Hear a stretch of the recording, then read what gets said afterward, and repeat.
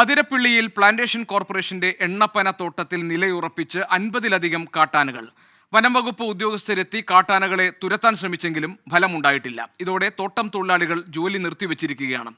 സൂരജ് സജി തൃശ്ശൂരിൽ നിന്ന് വിവരങ്ങളുമായുണ്ട്. സൂരജ്, ഇന്നലെയും ഇതേപോലെ തന്നെ എണ്ണപ്പന തോട്ടങ്ങളിൽ തമ്പടിക്കുകയായിരുന്നു കാട്ടാനക്കൂട്ടം. പിന്നീട് വനംവകുപ്പ് എത്തിയാണ് തൊട്ടടുത്ത കുന്നിലേക്ക് ഇതിനെ ഓടിച്ചു വിട്ടത്. ഇപ്പോഴതും നടക്കുന്നില്ല എന്നാണോ? ഭീതിയിലാണോ നാട്ടുകാർ? തീർച്ചയായും ഗോപികൃഷ്ണൻ, കഴിഞ്ഞ ദിവസമാണ് കാട്ടാന ആക്രമണത്തിൽ ഒരു ആദിവാസി സ്ത്രീ ഇവിടെ മരിക്കുന്നത്. അതിനുശേഷവും ഈ ആശങ്കകൾ ഒഴിയുന്നില്ല എന്നുള്ളതാണ് പ്രധാനമായും എടുത്തു പറയേണ്ട കാര്യം. പ്ലാന്റേഷൻ കോർപ്പറേഷന്റെ ഓയിൽ പ്ലാന്റ് ഡിവിഷനിൽ ഈ ടി ബ്ലോക്കിലാണ് ഇപ്പോൾ ഈ കാട്ടാനക്കൂട്ടം നിലയുറപ്പിച്ചിരിക്കുന്നത്. 50-ലധികം വരുന്ന ഒരു വലിയ കാട്ടാനക്കൂട്ടമാണ് നിലയുറപ്പിച്ചിരിക്കുന്നത്.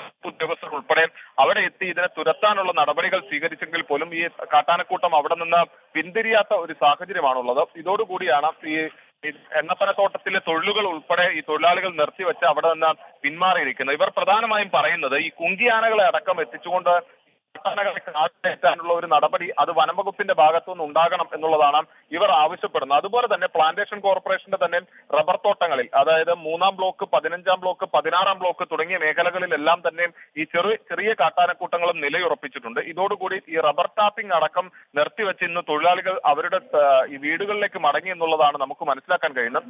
ഈ കഴിഞ്ഞ കുറച്ച് ദിവസങ്ങളായി ഈ മേഖലയിൽ കാട്ടാനശല്യം രൂക്ഷമാണ്. പക്ഷേ ഇന്ന് അത് പറഞ്ഞറിയിക്കാൻ കഴിയാത്ത രീതിയിലേക്ക് പോകുന്നു എന്നുള്ളതാണ് തൊഴിലാളികൾ പ്രധാനമായും ചൂണ്ടിക്കാട്ടുന്നത്. ശരി, അതിരപ്പള്ളിയിലെ എണ്ണപ്പന തോട്ടങ്ങളിൽ തമ്പടിച്ചിരിക്കുകയാണ് കാട്ടാനക്കൂട്ടം. അതിനെ തുരത്തി ഓടിക്കാൻ വനംവകുപ്പ് ഉദ്യോഗസ്ഥർ ശ്രമിച്ചിട്ടും നടക്കുന്നില്ല.